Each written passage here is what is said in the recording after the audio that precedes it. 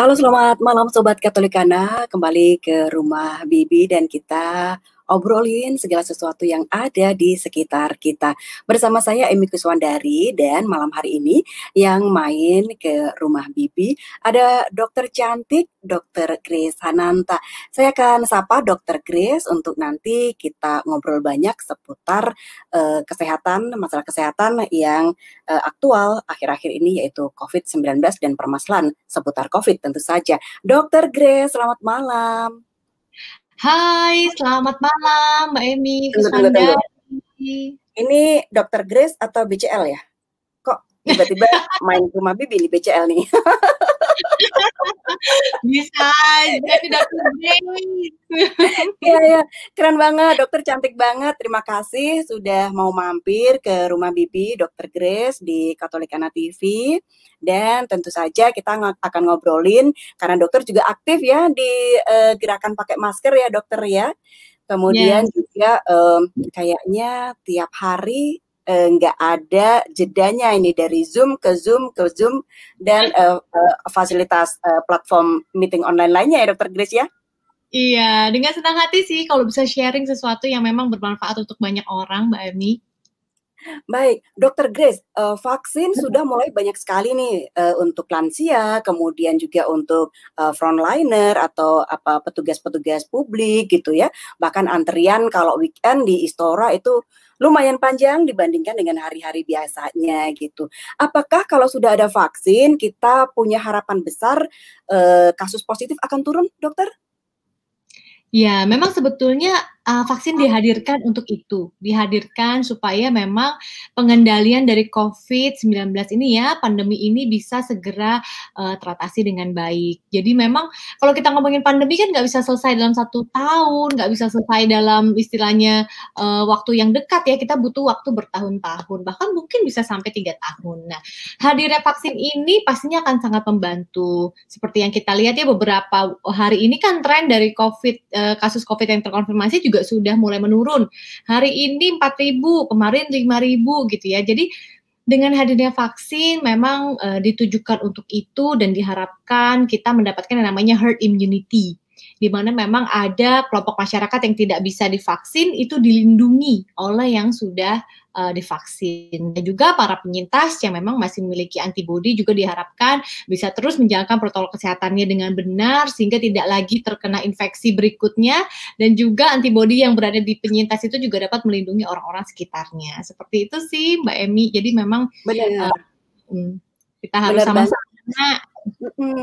Dokter, dalam setahun ini kan kita dipaksa untuk hidup lebih sehat gitu ya, berperilaku hidup sehat, pakai masker, rajin cuci tangan, kemudian juga disinfektan kalau dari luar rumah dan lain sebagainya.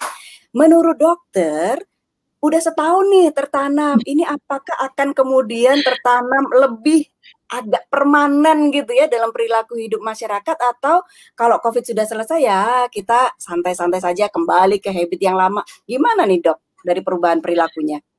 Oke, nah sebetulnya saya juga saat ini selain di gerakan pakai masker, saya juga membantu dari Satgas COVID-19 di bidang perubahan perilaku yang memang bertujuan adalah untuk terus mengingatkan, mengedukasi bahwa hidup kita ini sudah nempel banget nih sama yang namanya pandemi COVID-19.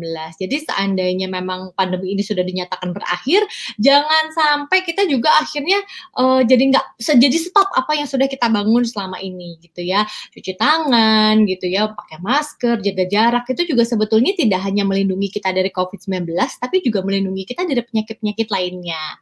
Kalau yang saya lihat nih Mbak Emi, sebetulnya sampai sekarang masih ada nggak sih orang yang memang nggak mau pakai masker, atau yang lupa jaga jarak, atau misalnya lupa cuci tangan, ya pasti ada aja.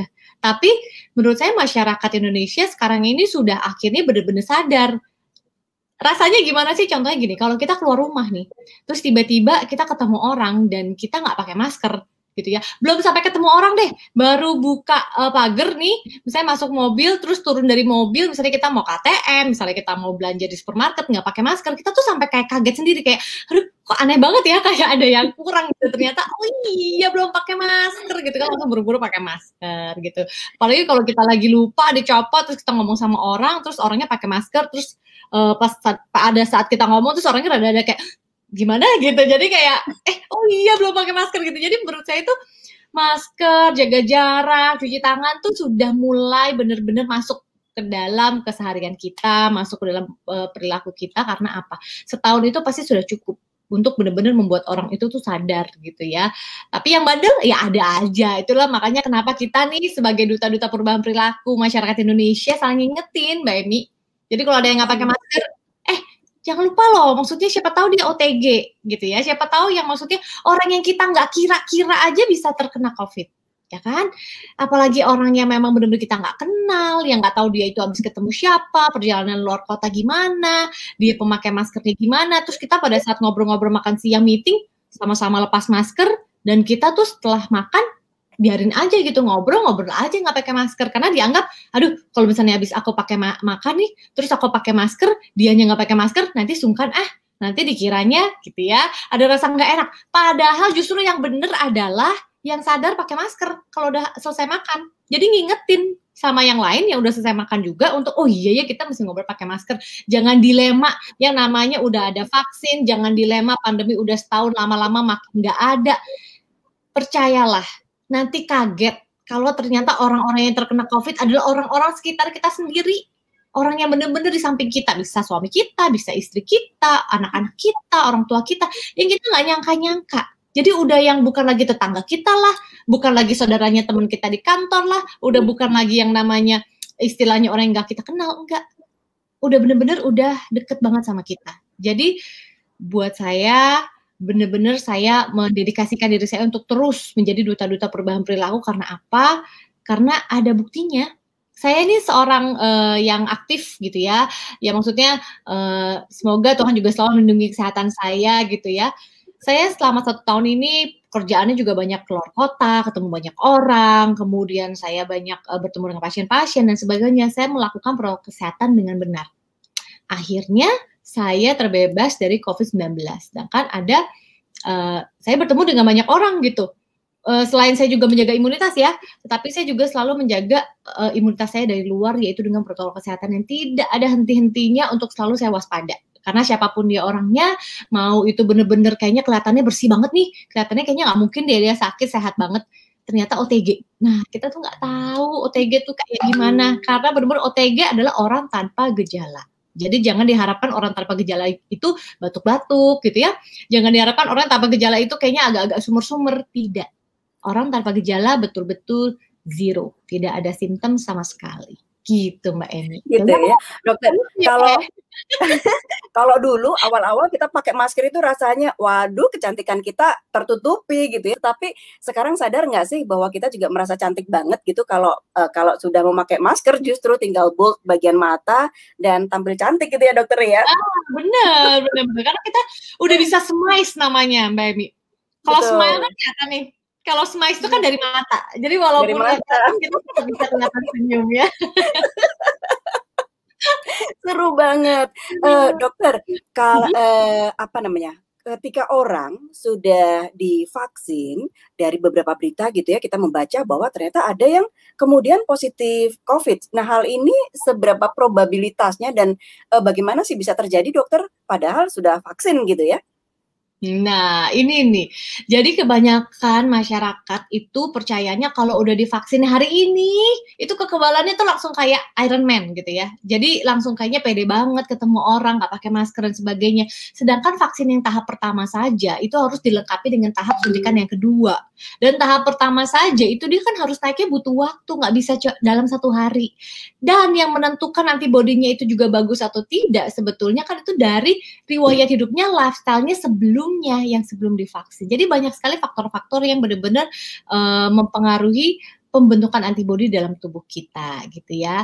Nah, akhirnya karena kesalahpahaman seperti itulah Mbak Emi, kadang-kadang orang merasanya setelah divaksin jadi kebal. Padahal vaksin itu hanya mensupport supaya membantu agar gitu ya, kalaupun nih misalnya kita terpapar orang yang namanya virus corona, maka tubuh kita ini sudah punya sel memori antibodi yang akan memeranginya. Jadi kalau ternyata imun kita itu bagus, maka terpapar dengan virus corona, kita bisa tidak terinfeksi karena kita sudah divaksin, tubuhnya sudah kenal. Tetapi kalau ternyata imun kita juga lagi misalnya drop, lagi capek gitu ya, kita sudah divaksin pun kita masih bisa terinfeksi COVID-19. Nah, jadi tidak betul-betul karena vaksin jadi melindungi kita 100%, itu tidak sama sekali. Yang benar-benar melindungi kita bisa 100% adalah tadi, vaksin ditambah dengan protokol 3M. Ya, ditambahkan dengan yang namanya ada 2M tambahan nih, mengurangi mobilitas dan juga menghindari kerumunan. Nah, semuanya itu kalau dijalankan bersama-sama bisa membuat kita itu maksudnya kemungkinannya 0 untuk terpapar COVID-19. Tapi kalau ternyata kita masih istilahnya mengandalkannya hanya vaksin saja, malas pakai masker setelah itu, kemudian deket-deket orang, percaya saja kalau orang itu sehat gitu ya, padahal di OTG, pasti bisa terinfeksi. Dan itu banyak banget kejadian Mbak Emi sekarang. Dan sedihnya adalah, misalnya gini, baru berapa hari vaksin terus kemudian terpapar COVID-19. Jadi kalau berita-berita seperti itu diangkat nih Mbak Emi, akhirnya orang salah paham. Kesannya karena divaksin jadi positif COVID, gitu kan? Jadi betul. orang jadi takut dong divaksin karena nggak mau nanti kalau aku divaksin aku jadi positif COVID gitu. Nah ini kan ada satu kekeliruan gitu di dalam masyarakat yang harus diluruskan. Nah kita ini yang harus meluruskannya. Kenapa? Karena vaksin Sinovac nih yang ada di Indonesia saat ini yang sedang didistribusikan meluas itu berisi virus yang sudah dinonaktifkan atau sudah dimatikan, Mbak Emi. Jadi virus itu tidak bisa berubah menjadi penyakit COVID di dalam tubuh kita. Ya, jadi kalau sampai kita positif COVID setelah vaksin itu karena memang kita terpapar oleh orang yang sedang terkena COVID-19. Gitu. Bukan karena vaksinnya, sekali lagi. Vaksinnya berisi virus mati yang kalau dimasukin ke dalam tubuh kita jadi akhirnya kenal. Gitu. Tapi si virus mati ini nanti lama-lama tereliminasi. Gitu. Jadi beneran aman gitu. Dan orang bilang kayak banyak banget penyakit-penyakit yang nggak boleh, sebetulnya itu bukan kontraindikasi mutlak, makanya benar-benar edukasi itu penting banget gitu Mbak Emi. Oke, jadi mindset ini juga yang harus kita miliki bersama ya, Dokter Grace juga ya, bahwa kita harus siap untuk divaksin karena itu salah satu perlindungan juga dan bukan vaksin yang menyebabkan kemudian kita positif atau tidaknya gitu ya Dok ya. Dok, ada temen lagi nih mau gabung bersama kita. Ada Kak Anggia Bahana Putri, tentu dokter juga kenal ya, kenal baik pasti ya. Hai Kak Anggia. Hai Kak Anggia. Oh Kak Anggia masih di jalan ya? Hai Mbak Emi, masih di jalan. Nggak apa-apa ya, kita ngobrol di sini aja ya. Nggak apa-apa Kak Anggia. Iya santai aja Kak Anggia. Kak Anggia, kakak bersama keluarga tentu sekarang sudah baik-baik aja atau masih ada yang harus treatment lebih lanjut nih setelah sekeluarga positif COVID? Berapa ya? Ber-6 atau ber-7 ya Kak Anggia ya? Aku hampir seluruh keluarga besarku, jadi aku, adik, kakak itu kena semua. Aku juga pun terkena, suamiku, jadi kurang lebih ada 8 ya. 4 ya, ada 8 di keluargaku yang terkena, yang memang positif. Dan ini kita alhamdulillah kita semuanya sudah sembuh gitu. Alhamdulillah kita sudah negatif semua gitu. Tapi yang masih perlu menjalani proses penyembuhan itu suamiku sebenarnya. Suamiku setelah pasca COVID ini, setelah selesai COVID ini, dia harus menjalani beberapa treatment lagi gitu. Seperti dia trombositnya tuh dia turun. Nah ini saya juga nggak tahu nih apakah ini memang pasca COVID atau enggak. Kita juga nggak tahu karena setelah selesai COVID itu trombositnya dia yang diserang gitu. Jadi trombositnya dia turun gitu. Terus ininya dia juga turun gitu. Jadi memang benar-benar harus kita harus kita treatment lagi. Jadi suami saya tuh sampai 2 kali setelah selesai COVID dia sampai 2 kali dia harus masuk rumah sakit lagi karena trombositnya rendah seperti itu gitu. Jadi ya lumayan sih kita agak-agak ketar-ketirnya sampai sekarang pun masih tetap kita check up rutin ke dokter gitu mengenai karena trombositnya nggak naik-naik gitu. Jadi semua kita periksain gitu, Kak Emi. Baik, mudah-mudahan segera teratasi apa yang terjadi dengan sang suami, karena pasti ada apa namanya hikmah juga di balik kejadian keluarga besar kemarin terkena COVID. Siapa tahu ini cara cepat untuk mengetahui juga kelainan-kelainan yang muncul dengan suami Kak Anggi. Tapi saya mau tanya ke dokter, apakah ini juga bagian dari apa namanya kerusakan-kerusakan pasca COVID yang bisa diderita oleh pasien, dokter?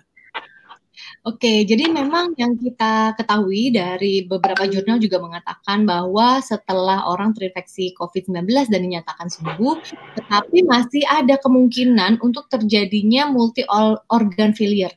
Atau memang ada beberapa organ-organ yang terkena imbasnya akibat dari infeksi yang dialami oleh si coronavirus itu gitu. Tapi apakah yang dijalani oleh suaminya Mbak Anggia itu termasuk akibat dari COVID itu saya juga nggak tahu ya. Semoga tidak, semoga bisa selalu diatasi dan menjadi pulih kembali dengan cepat. Tetapi yang harus kita ketahui adalah memang benar-benar COVID itu adalah satu varian penyakit yang baru dari virus yang bermutasi baru, dengan banyak sekali penelitian yang sudah mulai sekarang ini juga meneliti apakah sekarang kan ada banyak mutasi yang baru juga ya, yang dibilang lebih mematikan, lebih menular dan sebagainya.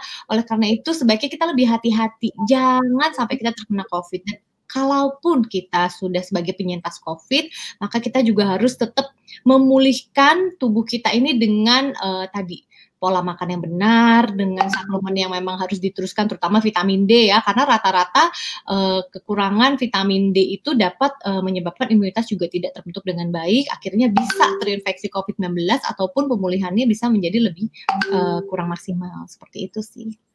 Baik, dokter. Kita pengen lihat nih suasana Kak Anggi pada waktu perawatan dulu. Boleh ya Kak Anggi ya, sharing ya Kak Anggi, supaya kita juga makin waspada nih Kak Anggi.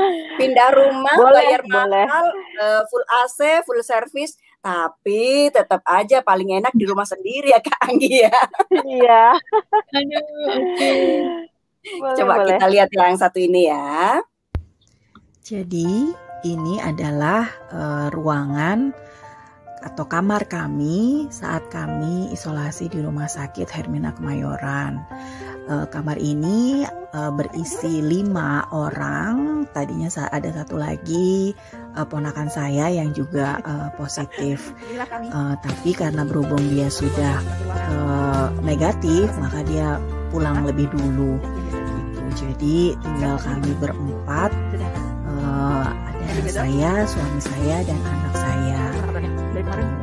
Kondisinya ya alhamdulillah, yang namanya di rumah sakit tidak ada hiburan. Tentunya hiburan kami hanyalah handphone atau gadget kami.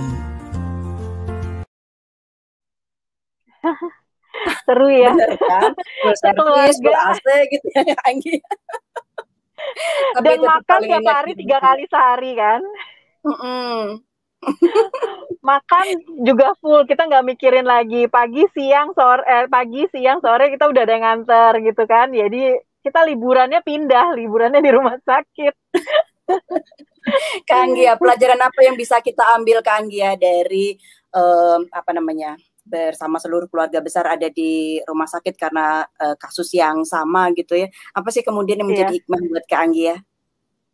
Hikmahnya adalah satu, saya juga merasakan saya termasuk orang yang prokes kesehatannya tuh memang cukup gitu, karena dari hand sanitizer saya bawa, masker saya nggak pernah lepas sekalipun gitu kan ya, dan saya juga sempat nggak tahu saya terinfeksi di mana gitu. Jadi intinya adalah pelajaran gitu, kita nggak akan pernah tahu itu virus akan nempel di mana dan akan mengenai ke siapa aja. Kalau imun kita nggak kuat, itu pasti virus akan tetap muncul atau tetap akan menyinggahi tubuh kita gitu ya. Jadi makanya saya juga terkadang saya juga sempat menemui teman-teman atau orang-orang yang memang tidak menggunakan masker gitu. Saya tanya gitu loh, kenapa kok nggak pakai masker gitu? Loh, saya nggak pakai masker aja nggak kena COVID kok. Ibu aja yang pakai masker kok kena COVID loh. Saya jadi flashback. Loh, nggak gitu Pak. Ini masker kan juga sama aja. Bapak juga melindungi diri Bapak dan itu dari virus ini gitu. Sempat saya edukasi seperti itu, cuman namanya mereka percaya atau tidak percaya dengan COVID itu juga bisa mempengaruhi juga gitu kan ya. Nah, pelajaran yang saya dapat sekeluarga adalah kita, yaitu tadi, kita hanya bisa pasrah dan kita juga hanya bisa berdoa sama Tuhan gitu. Semoga kita bisa melalui ini dengan kuat dan semoga kita juga bisa melalui ini juga dengan sabar gitu. Semuanya memang keluarga saya semuanya yang terkena, alhamdulillah dari kakak saya, dari kakak saya, dari adik saya juga terkena gitu kan ya. Itu semuanya alhamdulillah sembuh. Hanya ibu saya yang memang karena mempunyai penyakit bawaan yang memang tidak bisa tertolong karena virus ini. Itulah, menggunakan masker atau tidak, tetap aja kita harus tetap waspada dan harus selalu jaga imun kita dengan kuat sih gitu sih Kak Emi. Iya, benar-benar. Kak Anggia turut berduka cita juga ya untuk Mama tercinta karena pada waktu itu Kak Anggia masih di rumah sakit kalau tidak salah ya Kak Anggia ya. Atau baru aja keluar dari rumah sakit kemudian mendapatkan kabar duka tersebut ya. Iya. Sekarang treatment apa lagi yang dijalani oleh suami Kak Anggia? Saat ini kita masih ngecek aja, Mbak Emi. Kita saat ini masih ngecek. Kita masih ngecek untuk ada apa sih dengan trombosit suami saya yang makin menurun gitu. Entah itu kita juga masih belum tahu apakah itu karena pasca COVID atau memang munculnya penyakit ini memang udah lama dan muncul lagi ya gara-gara karena terpicu dari si virus ini. Kita juga masih belum tahu gitu. Makanya kita treatmentnya paling cuma minum vitamin sih Mbak Emi. Kita dikasih dokter hanya vitamin gitu. Karena kan memang virus ini kan juga nggak ada obatnya ya, kecuali vitamin ya gitu. Obatnya paling ya cuma antivirus, terus sama multivitamin tuh memang benar-benar full deh gitu. Jadi setelah pasca COVID yang harus dipersiapkan itu adalah multivitamin, itu jangan pernah lepas gitu. Karena saya juga sempat kayak kalau dokter pernah mengatakan ada long COVID, itu saya juga sempat merasakan kok tubuh saya jadi nggak enak, terus kok saya jadi was-was, kok tenggorokan saya sakit, apa itu jadi was-was, karena itu tadi udah selesai pasca COVID, vitaminnya nggak diminum lagi nih gitu, jadi ternyata nggak gitu juga, tetap vitamin itu harus tetap diminum, gitu. Itu treatmentnya sih supaya kita juga menjaga imun kita juga kuat dan kebutuhan multivitamin kita juga tetap ada gitu. Baik, terima kasih Kak Anggia. Dokter, tadi Kak Anggi sudah menyebut juga long COVID. Sebetulnya apa itu dokter? Dan apakah setiap orang yang sudah positif kemudian juga akan mengalami long COVID ini, dokter? Ya, jadi long COVID ini adalah memang seseorang yang terpapar ya atau terinfeksi penyakit COVID-19 ini, kemudian akhirnya sembuhnya itu lama. Jadi PCR-nya dites juga berkali-kali masih positif terus gitu ya. Kemudian gejalanya juga masih nggak selesai-selesai. Padahal sebetulnya yang lain membutuhkan isolasi mandiri misalnya 2 minggu udah bisa negatif, PCR-nya itu bisa sebulan, bisa 2 bulan gitu, bisa 3 bulan bahkan. Dan itu memang sudah ada jurnalnya juga yang memang menyatakan seseorang itu bisa terjadi long COVID. Apa saja yang biasanya bisa berkembang menjadi long COVID adalah yang memang memiliki komorbid, karena rata-rata yang memiliki komorbid kan memang sudah punya riwayat penyakit sebelumnya nih. Oleh karena itu tubuhnya kan juga sebetulnya sudah ada inflamasi kan, sudah ada peperangan sebelumnya dengan penyakit yang komorbidnya ini. Ditambah lagi kedatangan si virus corona membuat dia harus berperang lagi. Akhirnya tubuhnya itu juga pasti dalam tanda kutip ya cukup berat nih memerangi supaya si seseorang ini tetap sehat, tetap bisa balik pulih kembali gitu.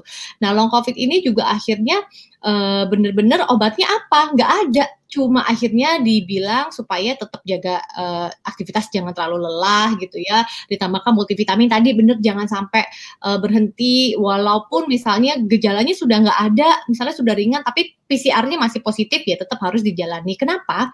Karena PCR positif ini juga nih Mbak Emi sama Mbak Anggia juga dan rekan-rekan semuanya, bukan berarti virusnya yang terdeteksi itu masih hidup. Jadi bisa saja PCR positif itu karena memang akhirnya dia mendeteksi adanya bangkai virus yang sudah mati sebetulnya, tidak lagi membuat penyakit COVID di dalam tubuhnya, tetapi gitu ya, seharusnya dia sudah bisa tereliminasi dari tubuh kita, ini jadi lebih lama gitu. Jadi akhirnya positifnya kok masih terus-terusan ya, udah 2-3 bulan, itu berarti bisa saja ya memang karena bangkai COVID-nya itu, bangkai si coronanya itu belum keluar dari tubuh kita gitu. Dan memang butuh benar-benar tadi, ini tuh belum ada spesifik obatnya khusus gitu ya untuk membunuh virus corona dalam badan tuh nggak ada. Jadi tadi imunitas kita, self healing ini yang sangat-sangat mempengaruhi bagaimana nanti setelahnya kita menjadi penyintas COVID gitu. Baik, terima kasih Dr. Grace, Kak Anggi. Kita rehat sejenak ya, dan mengundang juga Sobat Katolikana untuk berinteraksi dengan kami melalui pertanyaan-pertanyaan di channel YouTube tentu saja. Kami akan segera kembali bersama Dr. Grace Hananta, Holistic Medical Doctor dan juga Campaign Director Komite Kampanye Publik Gerakan Pakai Masker, dan juga beliau aktif di Satgas COVID-19, serta Kak Anggia Bahana Putri yang berkenan sharing kepada kita tentang setelah mengalami COVID, apa sih yang terjadi dengan beliau dan apa yang bisa menjadi pelajaran untuk kita semua. Tetap di Katolikana TV, kami akan kembali segera setelah ini.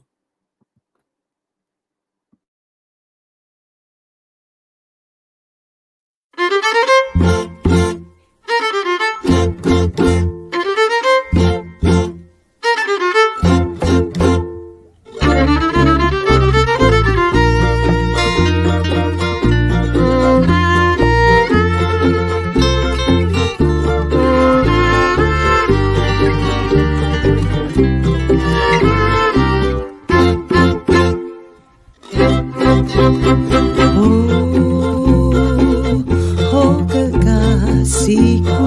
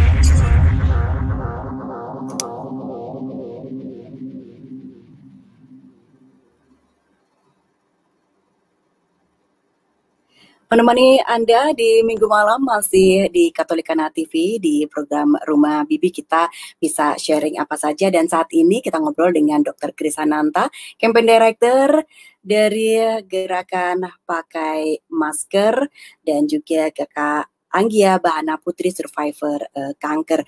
Dari Kak Anggia kita akan belajar banyak bagaimana menghadapi COVID-19 ini, dan apa saja sih yang harus kita persiapkan untuk bisa selalu fit gitu ya. Mudah-mudahan Kak Anggia sudah berada di rumah setelah tadi ada di perjalanan ya dokter ya. Dokter, ini ada pertanyaan dari teman-teman di YouTube. Dari Faith for Indonesia, sebetulnya vitamin yang kita perlukan ini vitamin D atau vitamin C ya dokter ya, supaya imun kita tetap terjaga ini dokter. Oke, nah memang yang bagus sebetulnya kita kan punya vitamin-vitamin tuh yang kita makan setiap hari ya dari buah dan sayur. Tapi untuk bisa meningkatkan imunitas, yang paling mudah tuh ada vitamin C ya, bisa dari suplemen, bisa dari buah jeruk, bisa dari buah macam-macam deh gitu ya, yang warnanya kuning. Dan kalau vitamin D, nah ini menarik. Karena sebetulnya vitamin D itu untuk kita negara tropis, seharusnya ya, itu vitamin D yang kalau dilihat di lab, di dalam darah kita itu harusnya normal, karena kita kaya banget sama sinar matahari. Tapi nyatanya, ternyata banyak sekali orang Indonesia itu kalau dicek di laboratorium, gitu ya, vitamin D-nya itu di bawah yang seharusnya. Nah, yang di bawah seharusnya inilah yang akhirnya bisa mempengaruhi ke imunitas kita nih Mbak Emi. Nah, kalau misalnya kita bilang, jadi kalau misalnya vitamin D itu juga harus dong diminum setiap hari. Ya sebaiknya, gitu ya, kalau memang ternyata dicek kurang, kita harus konsumsi setiap hari dengan ada dokter yang mengawasi ya dosisnya dan sebagainya. Cuma kalau misalnya memang mau mengkonsumsi vitamin D tidak dari suplemen, dari mana? Sebetulnya dari makanan juga bisa, dari telur ya, kemudian dari keju, susu, kemudian dari gandum dan sebagainya, ikanan ya, salmon lah, ikan kalau Indonesia punya apa tuh namanya yang suka di balado tuh, itu juga ikan yang mengandung vitamin D juga. Jadi kacang-kacangan, banyak makanan kita tuh mengandung vitamin dan mineral yang alami gitu. Jadi kita nggak perlu juga mengkonsumsi dari botol-botolan sebetulnya. Tapi kalau ternyata kita kerjanya capek, kita harus benar-benar ada tambahan vitamin, ya itu tadi. Sebaiknya sih vitamin C atau multivitamin yang memang di dalamnya itu sudah terkandung sekali macam-macam vitamin yang dibutuhkan. Misalnya vitamin D, vitamin C, ada vitamin B-nya ya, B kompleksnya, kemudian ada zinc-nya juga, ada magnesiumnya juga, pokoknya macam-macam gitu. Iya, ini dari Sti Hadim dokter, masih lanjut soal vitamin.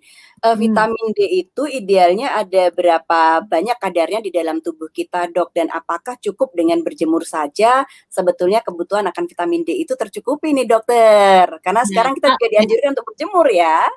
Nah, kalau vitamin D itu kan harus kita cek laboratorium. Ada yang memang nilai-nilai kontrolnya itu kan berbeda-beda. Misalnya di satu nilai kontrolnya 30 gitu ya.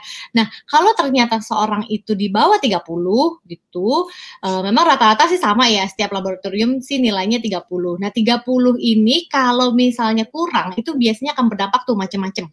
Karena vitamin D itu dia bisa mensupport yang namanya kalsium ya dalam tubuh kita, bisa mensupport metabolisme hormon-hormon kita juga gitu dari vitamin D. Kalau misalnya kurang ya harus dengan suplemen gitu ya. Tapi kalau ternyata target berapa sih normalnya yang memang bagus untuk menjaga imunitas kita, kalau kita cek di laboratorium bagusnya nilainya adalah 60, 70 gitu ya. Bahkan bisa mentokin sampai 100 kadar vitamin D di dalam darah kita sebetulnya. Kadang orang bilang, kalau misalnya 100 bukannya kebanyakan dok, nanti bisa jadi racun misalnya gitu. Nah itu dia makanya yang nilai yang diambil adalah 70%. Kenapa saya ngomong seperti itu? Karena saya belajar juga mengenai functional medicine. Sehingga yang kita harus ambil adalah setidaknya 70% dari nilai maksimalnya, yaitu di angka 60-70 dari vitamin D-nya. Nah sumbernya dari mana? Dari matahari, karena kita kan sekarang harus berjemur nih katanya. Nggak 100% juga dari matahari, karena memang ada juga orang-orang yang reseptornya itu juga memang kurang bagus ya. Akhirnya mau berjemur sampai kita kelam hitam gitu ya, juga akhirnya kok vitamin D-nya nggak naik-naik gitu. Nah itu yang harus benar-benar diwaspadai juga. Makanya harus dengan pola makan yang gizinya seimbang, lengkap, ada protein, ada karbohidrat, ada buah dan sayur gitu ya. Karena lemak sehat kita butuh itu semua gitu untuk multivitamin yang kita butuhkan, mikronutrients dan makronutrients. Tapi kalau dari matahari yang benar gimana? Yang benar adalah sebenarnya gini, konsep matahari gitu ya, sinar UVB yang kita butuhkan itu akan menembus kulit kita. Nah, di bawah kulit ini, vitamin D itu akan bertemu dengan kolesterol untuk akhirnya dia menghasilkan yang namanya metabolit-metabolit lainnya yang akhirnya akan membuat tubuh kita itu memiliki imun yang bagus, singkatnya gitu. Kalau panjang nanti takutnya jadi kuliah biologi ya. Tapi intinya adalah kalau misalnya kita mau berjemur pagi atau siang, karena sekarang itu orang punya dua kubu. Ada yang kubunya jemur pagi, ada yang kubunya jemurnya siang. Sebetulnya nggak ada yang salah. Karena cuma perbedaannya gini, kalau pagi-pagi di bawah jam 9 pagi itu, jadi jam 7, jam 8, jam 9 gitu ya, itu sinar dari UVB-nya itu masih tipis. Yang lebih tebal adalah sinar UVA. Kenapa? Karena gelombang sinar UVA lebih panjang, jadi dia lebih dulu masuk ke permukaan bumi. Gitu ya. Jadi kalau berjemur pagi makanya 20 menit, kadang sampai 30 menit gitu ya, supaya kita bisa mendapatkan menyerap UVB yang kita butuhkan untuk tadi memetabolisme di dalam tubuh kita untuk jadi imunitas kita. Kalau di atas jam 9, jam 10 dan ke atas gitu ya, semakin terik kan dia semakin kayaknya berasa burning ya. Disitulah UVB itu sudah mulai tebel, Kak Emi dan sobat. Jadi kalau berjemurnya sudah mulai nyelekit-nyelekit nih di atas jam 10, itu cukup aja 10 menit, 15 menit. Karena jumlah dari UVB yang kita butuhkan sebetulnya sudah cukup untuk akhirnya tadi di bawah kulit kita bersama dengan kolesterol mensintesa namanya vitamin D gitu. So, jadi kalau kita ditampilkan berdua gini kelihatan kan mana yang kena sinar UVB kelamaan di atas 10 menit ya dokter ya. Aduh, bisa aja. Aduh.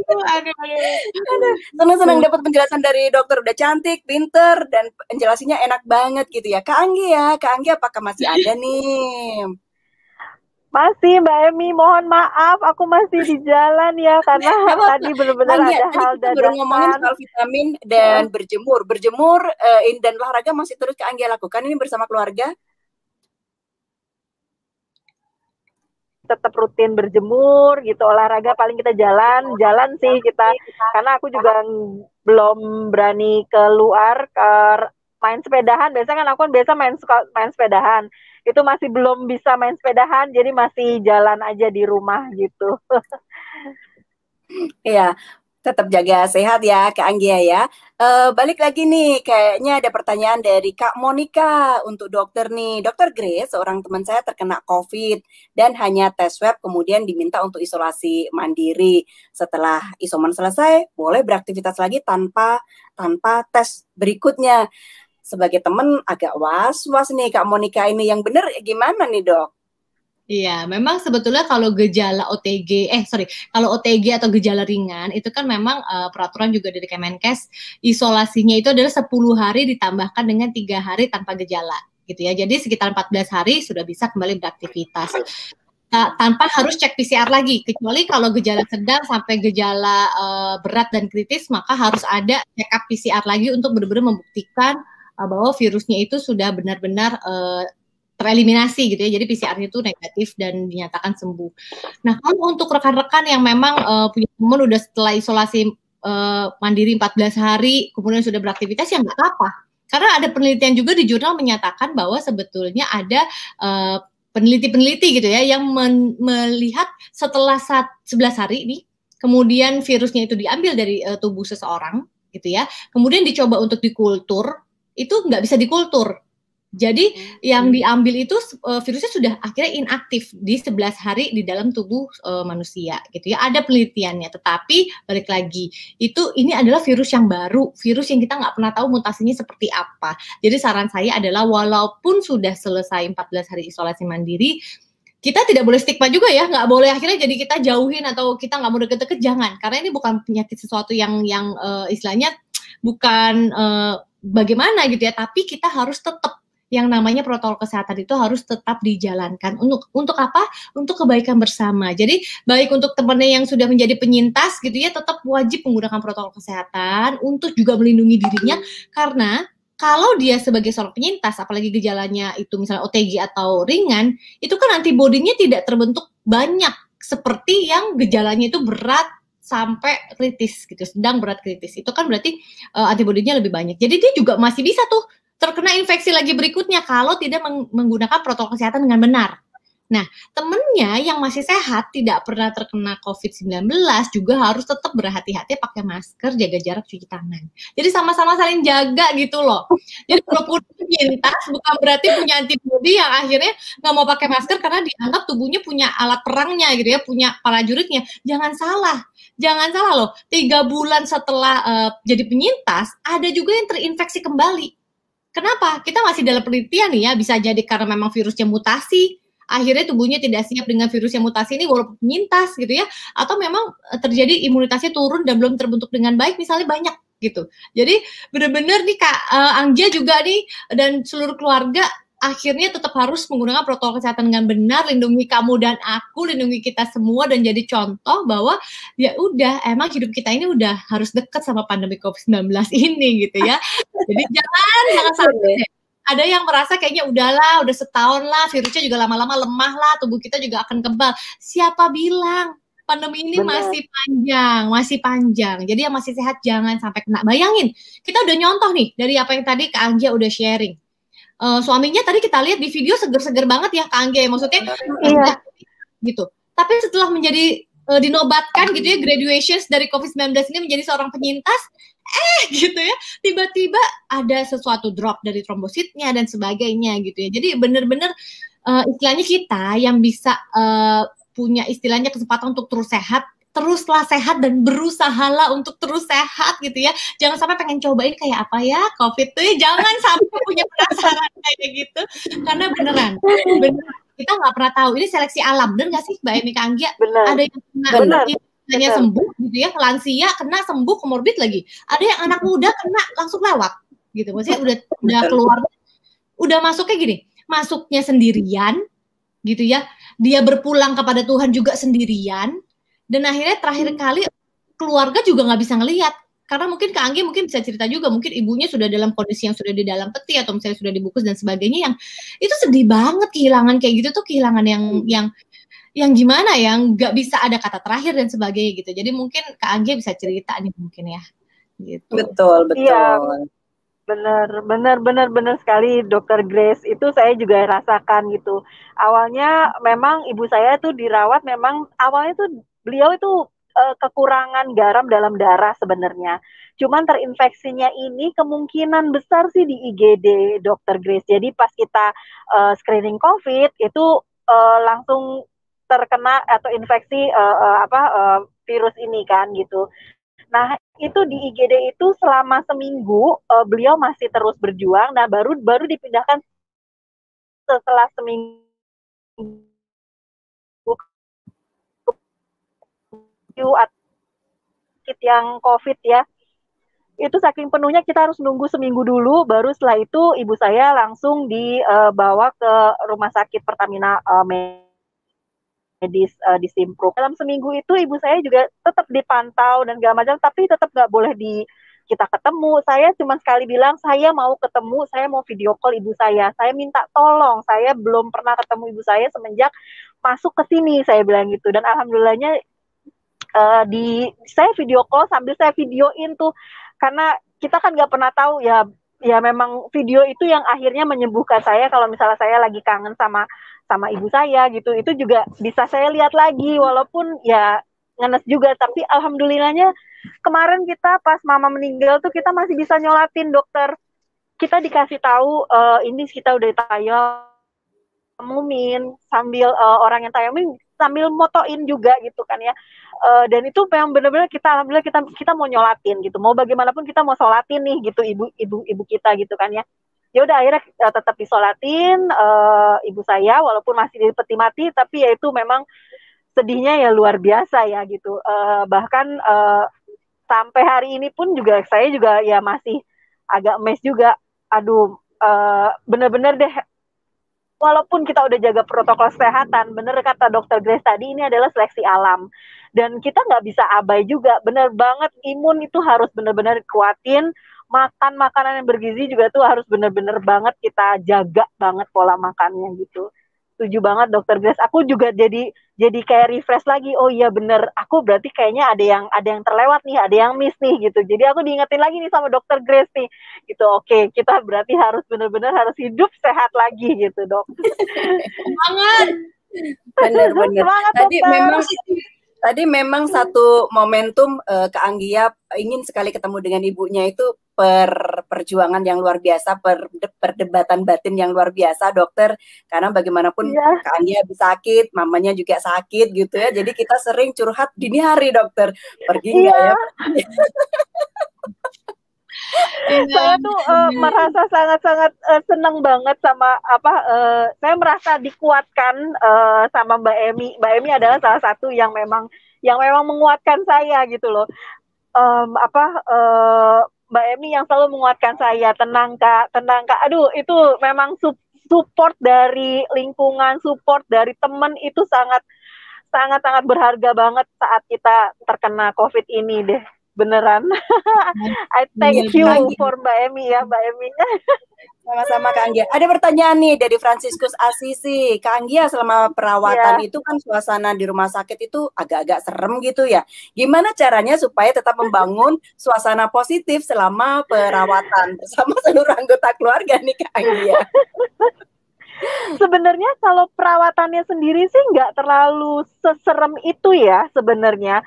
Justru yang serem itu adalah di IGD Kak Emi. Aku tuh bener-bener yang di IGD tuh yang memang bener-bener pintu masuknya kita tuh memang seserem itu. Karena aku pas masuk aku memutuskan untuk isolasi mandiri. Tadinya isolasi mandiri kan, baru setelah itu karena lingkungan di rumah kita tidak mengizinkan, bukan karena mereka tidak ada peraturannya. Jadi kita berusaha untuk isolasi mandiri di rumah sakit. Nah, saat isolasi mandiri di rumah sakit itu saya menunggu semalaman di IGD. Dan itu yang di situ sih yang serem, yang agak-agak saya juga khawatir karena di sebelah saya itu memang dia juga seorang ibu gitu, dan dia juga semalaman tuh berdoa untuk minta kesembuhan gitu, berdoa dengan sangat-sangat kuatnya dan lantang sekali gitu, dan saya sampai mendengarnya dan tiba-tiba besok paginya dia sudah nggak ada. Dan di situ saya juga, ya Allah jangan sampai anak-anak saya ngelihat nih gitu, jangan sampai, kita kan juga nggak mau, karena itu yang bikin imun kita turun kan sebenarnya. Baru setelah kita langsung naik, besokannya kita langsung naik ke ruang perawatan, dan saya ketemu suami saya, karena kan suami saya terlebih dahulu kan nih yang dirawat. Kita ketemu suami saya, ketemu anak-anak, ketemu bapaknya, itu tuh jadi hilang. Jadi benar-benar kita ya happy di sana, kita makan, kita pesen GoFood bareng-bareng gitu. Jadi imunnya tuh kita jadi tambah naik, dan alhamdulillah cepet juga recovery kita gitu loh, dari tanggal saya dari tanggal 11, saya sama-sama suami keluar dari tanggal 20. Tadinya suami saya memang sebelumnya sudah negatif terlebih dahulu kan, cuman karena kami belum negatif, jadi suami saya tunggu dulu deh, kita sama-sama dulu deh, jadi kita nunggu dulu nih gitu sampai semuanya negatif, baru deh kita sama-sama pulang. Jadi walaupun masuknya kita nggak barengan, tapi pulangnya kita sama-sama, itu kayaknya lebih enak, dan kita memang berjuang sama-sama satu keluarga gitu. Dan itu tidak seseram apa yang dibayangkan kalau untuk di ruang perawatannya ya. Dan susternya juga baik-baik semua, susternya juga membantu semua gitu. Ya yang kalau dibilang serem ya kalau misalnya saya boleh bilang ya di IGD sih yang menurut saya, karena kita masih belum tahu nih, di IGD masih belum dapat penanganan yang lebih baik lagi. Tapi kalau udah sampai perawatan, sudah sampai dirawat, itu kita happy gitu.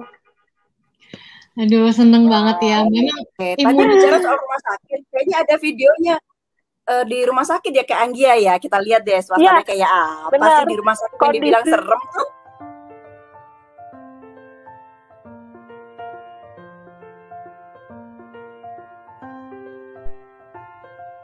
Ini Ini pas waktu saya masih isolasi mandiri di rumah, kita semua. Nah ini pas waktu kita mulai diisolasi dan itu memang nggak ada kamar, nggak ada tempat tidur. Jadi kita tidurnya di situ, di bangku. Anak saya sesedih itu sih, karena memang nggak pengen ngerasain lagi deh.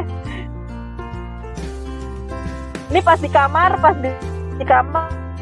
udah alhamdulillah kita udah senang, udah happy, udah ceria lagi. Nah ini kita sama petugas kesehatannya, kamarnya juga gede dan luas, cukup untuk main bola. Enggak ya. Pemandangannya indah juga.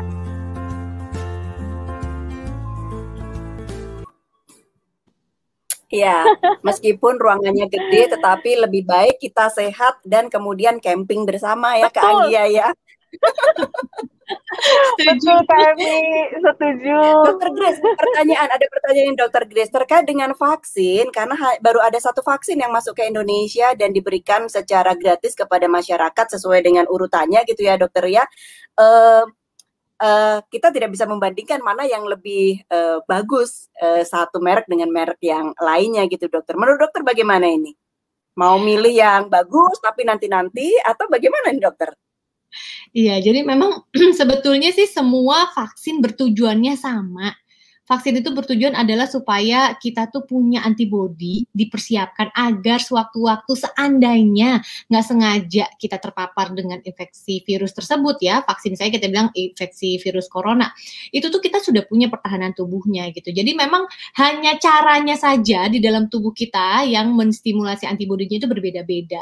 Misalnya kayak Sinovac itu kan dengan virus yang sudah dinonaktifkan atau virus mati, kemudian akhirnya tubuh kita mengenali bahwa oh seperti ini virusnya, kemudian dia akan masuk ke sel memori dan sel memori itu akan dipersiapkan seandainya nanti kalau kita terpapar virusnya. Ada lagi dengan yang teknologinya subunit, jadi misalnya benar-benar cuma diambil satu bagian dari virus corona ini, kemudian dimasukkan ke dalam tubuh seseorang dan di dalam tubuh itu juga akan diproses, akhirnya tubuh mengenali, oh ini loh si virus seperti ini gitu ya. Dan nanti kalau datang, jadi sama sebetulnya fungsinya adalah untuk meningkatkan antibodi, hanya saja caranya. Ada yang pakai teknologi baru, mRNA, ada yang pakai protein subunit, ada yang pakai viral vector, ada yang dengan virus yang dinonaktifkan gitu. Jadi memang beda-beda. Kalau misalnya disuruh milih gitu ya, mau yang mana sebetulnya, kalau misalnya ternyata kita sudah dapat yang dari pemerintah, ya nggak apa-apa gitu ya, karena bagus juga gitu. Kalau misalnya ternyata kita nanti masyarakat umum nih masih nunggu, aduh lama nih, tapi yang udah ada yang bayar dulu nih, ya terserah gitu. Misalnya yang bayar dulu merek lain ya, karena nggak boleh sama nih sama yang disupport oleh pemerintah. Jadi, kalau misalnya dengan merek lain, dengan cara yang lain, teknologi baru, ya silahkan gitu. Karena ini preference aja, hanya pilihan saja. Mau yang nunggu pemerintah gratis atau bayar sendiri gitu.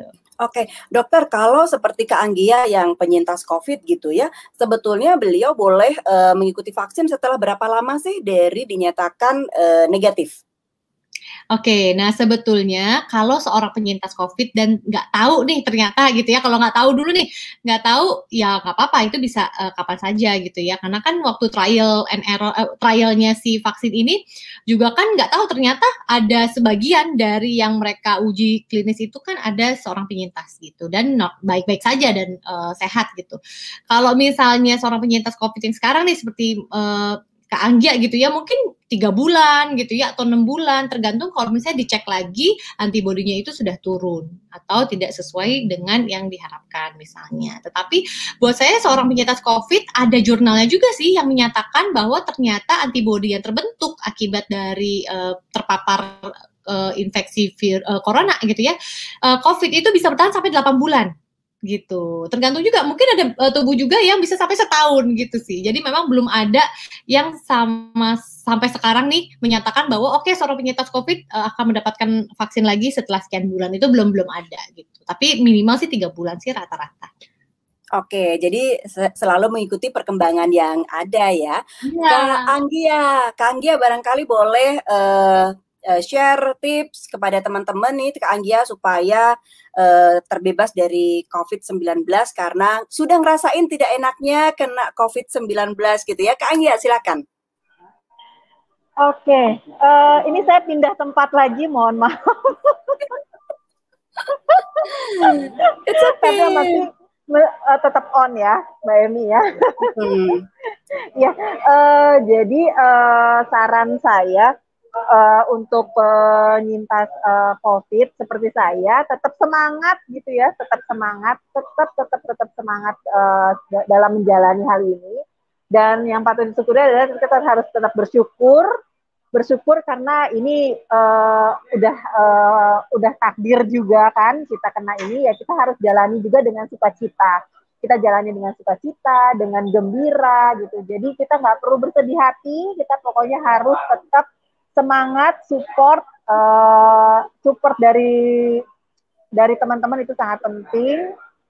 Lalu yang paling penting itu sih jaga imun itu adalah yang paling terpenting gitu. Jadi kita memang benar-benar imunitas tubuh kita nggak pernah tahu soalnya kapan imun kita akan drop, kapan imun kita akan turun gitu. Yang penting jaga asupan makanan, jaga vitamin jangan sampai lepas, itu sih yang terima kasih. Pakai masker, ini penting banget.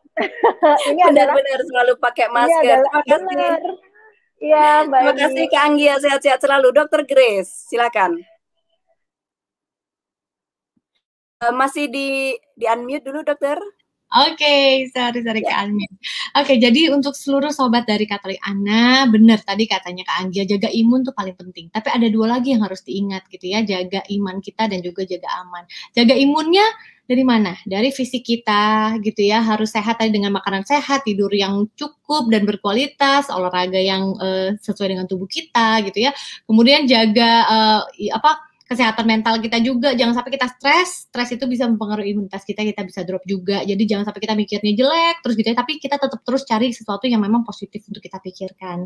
Oke, terus jaga aman dari mana? Nah, ini dari protokol kesehatan. Kita harus jaga benar-benar 3M ini dijalankan dengan benar, pakai masker dengan benar, jangan taruh di bawah hidung, apalagi taruh di bawah dagu gini ya.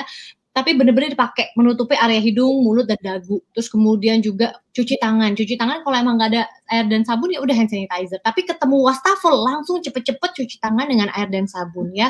Terus kemudian jaga jarak, ini penting. Karena orang Indonesia itu kan kebiasaan dempet-dempet gitu ya. Kita harus ingat bahwa kita nggak tahu samping kanan kiri kita ini, orang yang kita nggak kenal ini sehat atau tidak. Jadi jaga jarak itu sangat penting, terutama kalau kita makan di luar, di restoran dan sebagainya ya. Nah, jaga iman, nah kita tuh percaya bahwa kita tuh selalu juga dilindungi oleh Tuhan yang luar biasa di atas sana. Jadi tetaplah beriman dengan teguh dan kita percaya apapun yang kita lakukan yang terbaik gitu ya. Tuhan pasti akan selalu menyertai dan melindungi. So, tetap stay positif, sehat dan bahagia. Terima kasih dokter, terima kasih Kak Anggia, senang banget dapat insight banyak malam hari ini, dan salamnya tetap begini ya dokter ya. Halo, Sarahe. Baik, terima kasih Sobat Katolikana sudah bersama kami. Kita akan jumpa kembali nanti Minggu malam tentu dengan topik yang ada di sekitar kita, perbincangan-perbincangan menarik di sekitar kita. Selamat malam, Tuhan memberkati kita semua. Amin. Bye. Terima kasih Dr. Grace, Kak Emi. Kak Emi, bye. Sehat selalu.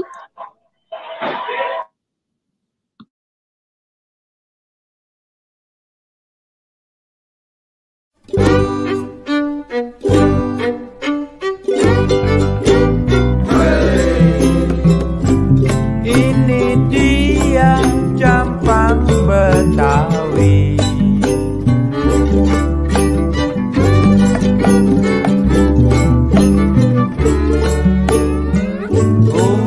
Melintang kaki berbulu,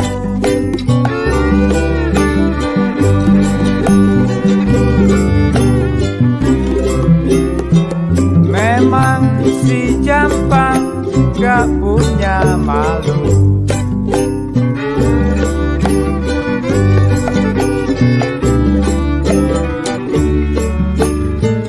Di mana utang melulu,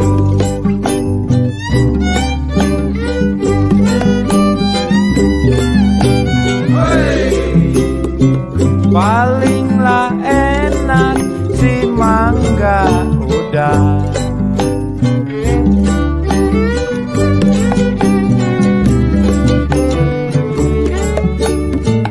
Pohonnya tinggi, buahnya jarang.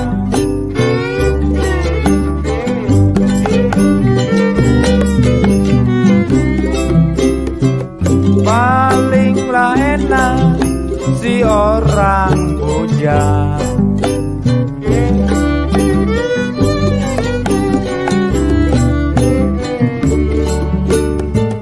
Kemana pergi tiada yang larang.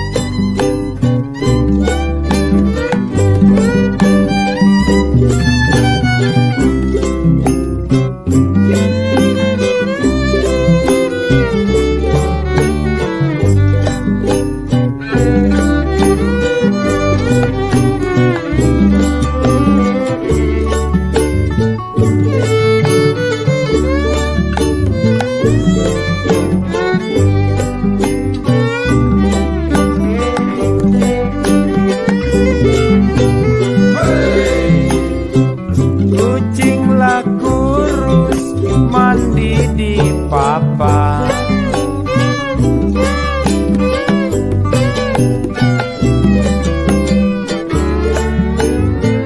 Mandi di papan si kayu jati.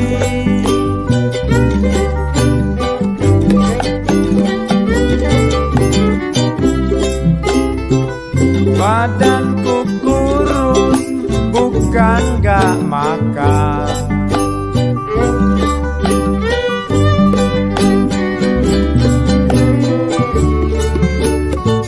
Kurus mikirin si jantung hati.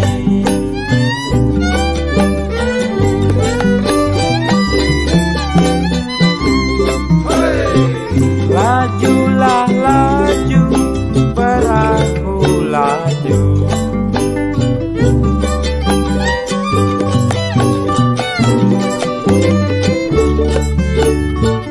Lajunya sampai Pulau Seribu.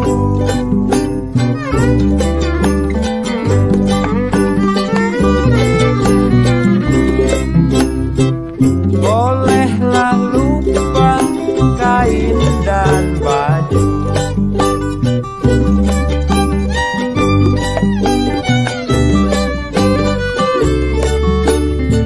Janganlah lupa